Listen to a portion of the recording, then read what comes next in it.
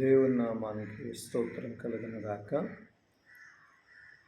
ప్రభువునందు ప్రియ దేవుని బిడ్డలారా, ఈ ఉదయకాల సమయంలో మన తండ్రి అయిన దేవుని ప్రేమ నుంచి మనందరం కూడా చెదిరిపోకుండా చక్కగా రాత్రంతా కూడా కాపాడబడి ఉదయం సజీవులుగా లేవనెత్తడానికి దేవుడిచ్చిన కృపను బట్టి దేవునికి కృతజ్ఞతలు చెల్లిస్తూ ఉన్నాం. మీరందరూ బాగున్నారా? మీ అందరి కొరకు ప్రతిదినం ప్రార్థన చేస్తూ ఉన్నాం. మీరు బాగున్నారని మేము నమ్మచ్చు, విశ్వసిస్తూ ఉన్నాం. దేవుని బిడ్డలారా, మరి ఈ ఉదయం దేవుని మాటను ధ్యానం చేసుకుందాం. సామెతల గ్రంథం 20వ అధ్యాయము 22వ వచనం. కీడుకు ప్రతి కీడు చేసేదని అనుకొనవద్దు, యెహోవా కొరకు కనిపెట్టుకొనుము, ఆయన నిన్ను రక్షించును. చూడండి ఇప్పుడు వీటిలో ఏం చెప్తున్నారంటే, చాలామంది ఎవరైనా మనకి కీడు చేసినప్పుడు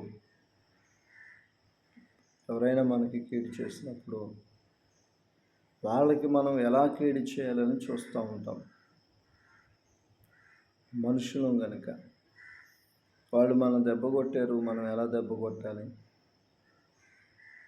వాళ్ళు మనం ఎలా చేశారు, మనం ఎలా చేయాలని.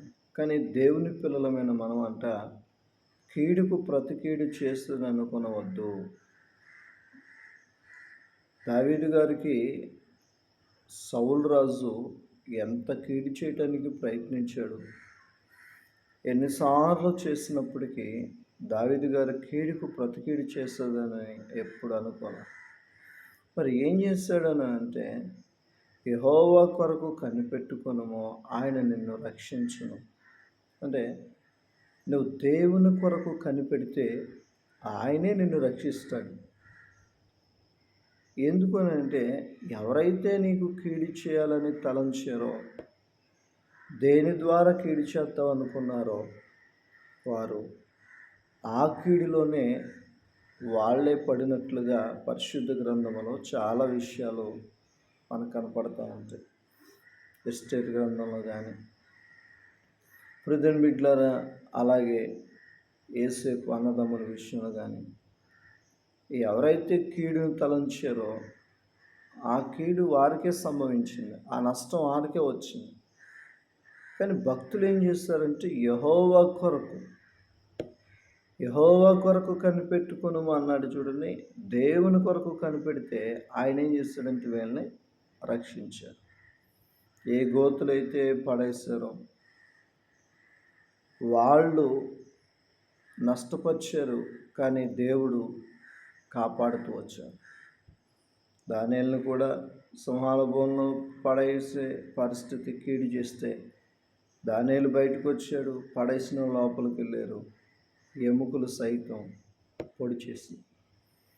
అందుకని క్రైస్తవుడు అయిన నీవు నిరాశపడకు. నీకు ఎవరైతే కీడు చేయటానికి సిద్ధపడుతున్నారో, ఎవరైతే నిన్ను నష్టపరచాలని చూస్తున్నారో అవన్నీ ప్రక్కన పెట్టి యెహోవా కొరకు కనిపెట్టు. ఈ వచనం అదే అంటుంది, యెహోవా కొరకు కనిపెట్టుకొనుము, ఆయన నిన్ను రక్షించును. కనుక ఈ కీడు చేస్తే వారి కొరకు ప్రార్థించు, దేవుని కొరకు కనిపెట్టు, దేవుడు నిన్ను రక్షిస్తాడు. ఈ ఉదయం మాట ఎందుకు దేవుడు మాట్లాడుతున్నాడో తెలియదు.